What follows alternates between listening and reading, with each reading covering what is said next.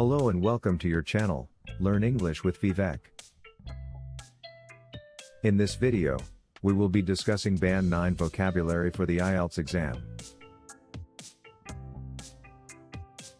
We will provide you with examples of how to use these words in context to help you improve your overall score. Word 1, ambivalent. Definition: having mixed feelings or contradictory ideas about something or someone. Example sentence: I felt ambivalent about the new job offer. On one hand, it was a great opportunity, but on the other hand, it would require me to move to a new city.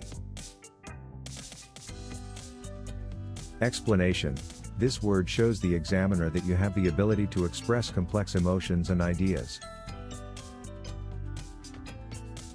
It's not just about knowing the definition, but also using it correctly in context. Word 2, euphemism. Definition: a mild or indirect word or expression used in place of one considered to be too harsh or blunt when referring to something unpleasant or embarrassing. Example sentence: the company's decision to lay off employees was described as a restructuring in a euphemistic way. Explanation: this word shows the examiner that you have a sophisticated understanding of language and can use it to communicate sensitive topics in a tactful way. Word 3, mitigate. Definition: make less severe, serious, or painful. Example sentence: the doctor prescribed medication to mitigate the patient's pain. Explanation: this word shows the examiner that you have a strong vocabulary and can use it to communicate specific ideas in a clear and concise manner. Word 4, pragmatic.